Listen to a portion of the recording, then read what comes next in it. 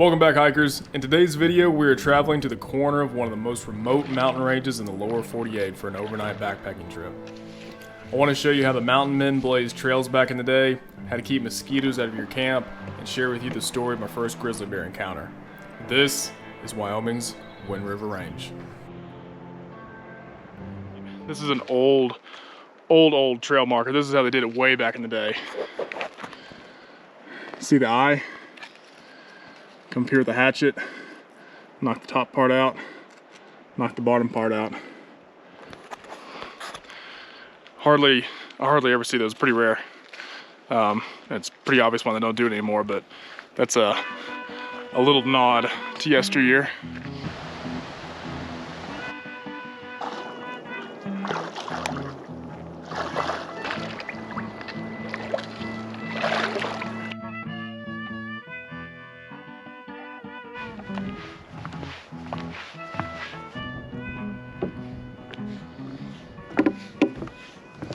Past couple of years I started carrying an empty liter with me. It's actually not quite a liter, but it's 700 milliliters. I started carrying an empty bottle with me. That way when I got to camp, I could fill them up and have the two that I usually pack full during the day, plus an extra, plus take this full to camp. Water bottles were subjected to some fierce debate in my Boy Scout troop growing up. One camp argued for a lighter, more flimsy plastic bottle, while the others argued for the stronger, more robust form of a 1 liter Nalgene. The thing we all had wrong, however, was not carrying an extra bottle that we could fill up at night for in-camp use.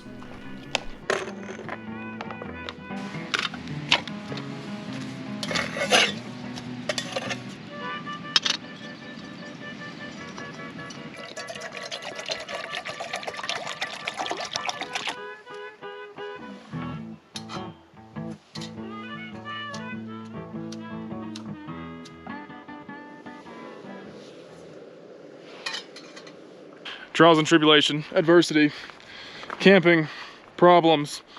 It's the same as farming, always problems. There's a problem every day. You just have to solve the problem. You gotta figure it out. This is incredibly unfortunate. I'm sitting in my tent. You see that? That's the door for my rainfly, right here. Right here. It's gotten all boogered up somehow. Not good. Not good at all. So I'm dubbing this the Mosquito Fire. I intentionally built it small, and I'm taking these, here I'll even show you. I'm taking these little green branches and just setting them over in here. So I'll let this kind of burn up a little bit, and then I'll take a couple of the small sticks, a couple little handful of the kindling, kind of rebuild it once it dies down, put some more green on top, let it smoke and smolder, and then just fill this whole entire area with smoke.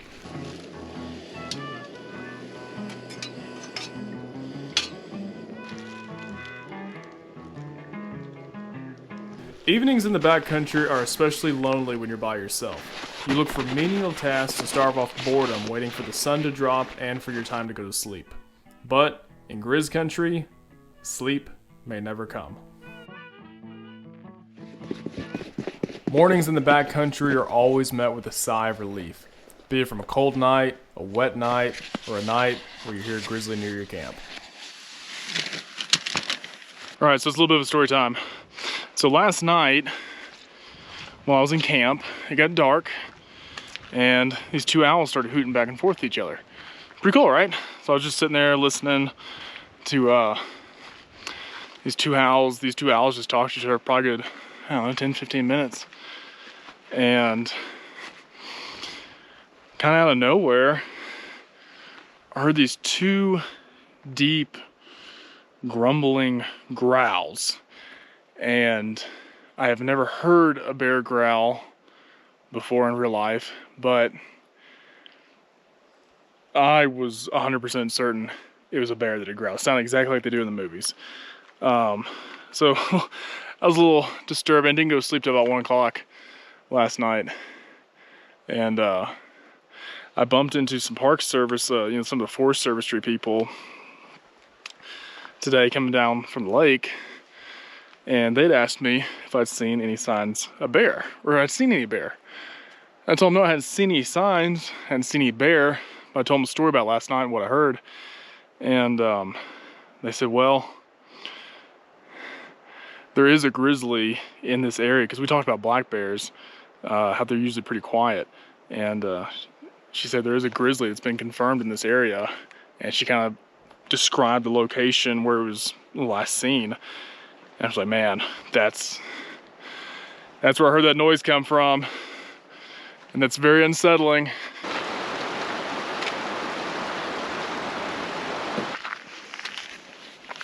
I didn't bring a fishing pole, and I'm really regretting that decision right now. I should have brought one.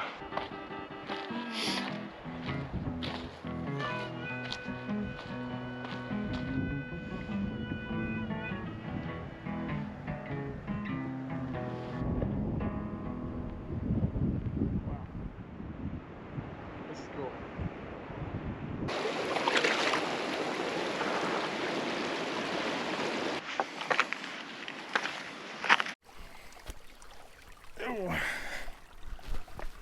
Whew. There we go. You're gonna have to forgive the dangling cord. I'm sure it looks great on film. I guess it has come to my attention that we are all in this thing called pie top, but I've yet to explain the name behind the channel. So over the past several days, people keep seeing my pie top shirt. They keep asking me, said, you know, what is that? Is that a brand? What is that? And I never really know how to answer it. I mean, it's part YouTube channel, it's part business, part trail name. I mean, just kind of all the above. And, you know, I tell people the story and they always really like it. I have kind of realized today hiking around, I failed to actually tell y'all about the story of pie top and what it is. So let me just show you real quick. I'm filling this up here. So this is the pie top. Pretty anticlimactic, huh? So there's a good little story behind it. So this top is probably about 4 or 5 years ago, or I bought it about 4 or 5 years ago. Actually that's not even the best way to start the story. About 4 or 5 years ago, I was in the market for a new backpacking pot. I wanted a new pot, but all the manufacturers, you know, the pots that they have little skillets on them, and I don't know. I think they just try to do too much. They just try to be too cute with them. And so I really just wanted something I could boil water in, cook dehydrated food in, you know, make hot chocolate, coffee. I wanted a pot. I didn't want some fancy top that doubled as a skillet that I would never use. It just added weight. And so I looked around for years and just never could find any. Finally found this pot, and I liked the pot so much that I bought it. Now, it did come with a top that was a skillet, and I used it for a little bit, not as a skillet, but just as the top for the pot. And it was just flimsy and cumbersome, and I just didn't really like it all that much. So finally, one day, I'm sitting in my apartment there in Washington, and I walk down to Safeway, and I get an Oreo pie crust. You know what I'm talking about? An Oreo pie crust, and it's got the pie pan underneath it. I brought that back home, ate the pie crust, and I took the pie pan and just fitted it over the top of my pot, cut it, crimped the sides, and now I have a lightweight top to my pot. And so that was kind of the end of it. I used it, I liked it. I think I may have taken it up Mount Adams. I know I took it around Mount Hood. I started taking it on all my backpacking trips, just loved it. It was great, and it didn't really have a name, didn't really mean much to me up until maybe was this 2 winters ago? I think it was 2 winters ago. I was up in the Smoky Mountains, and I was at a shelter in the northern part of the Smokies, somewhere around, was it Cosby or Crosby's? One of y'all will let me know.